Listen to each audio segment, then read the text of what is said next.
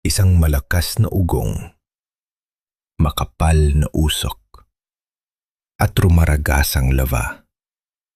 Muling ginulat ng Mayon Volcano ang buong Pilipinas nitong 2026. Ano nga ba ang totoong nangyari? Gaano ito kalala? At bakit tinatawag itong isa sa pinakamapanganib na bulkan sa bansa? Ang Bulkang Mayon. Matatagpuan sa lalawigan ng Albay, ang Mayon Volcano ay kilala sa halos perpektong cone shape nito. Ngunit sa likod ng magandang anyo nito ay isang nakamamatay na panganib. Isa itong active volcano na ilang beses nang sumabog sa kasaysayan ng Pilipinas. At ngayong 2026, muli itong nagpakita ng matinding aktibidad. Manggasenyales ng pagputok.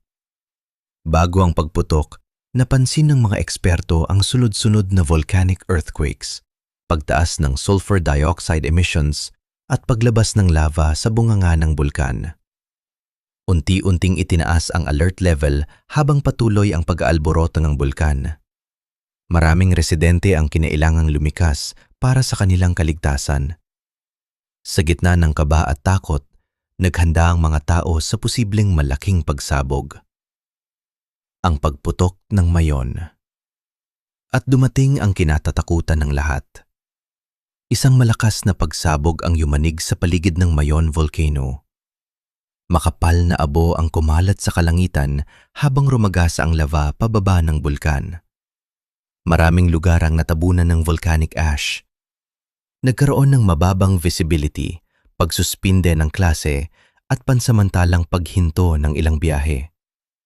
Sa social media, mabilis na kumalat ang mga video ng nakakatakot na pagsabog. Epekto sa mga tao.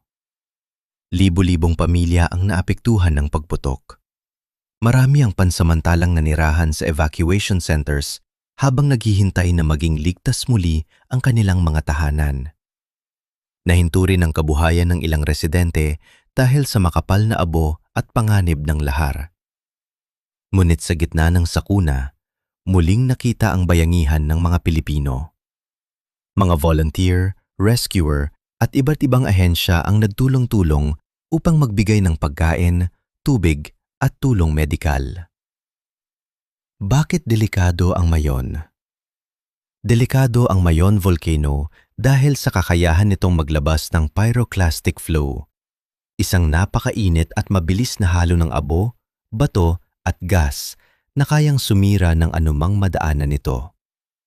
Maaari rin itong magdulot ng lahar lalo na kapag may malakas na ulan. Ito ang dahilan kung bakit mahigpit na ipinagbabawal ang paglapit sa danger zone. Ang pagputok ng Mayon Volcano noong 2026 ay paalala na ang kalikasan ay parehong maganda at mapanganib. Sa bawat pagsabog ng bulkan, mahalagang maging handa, makinig sa babala ng mga eksperto at unahin ang kaligtasan. Ano ang masasabi mo tungkol sa nangyaring ito? I-comment mo sa ibaba ang iyong opinyon.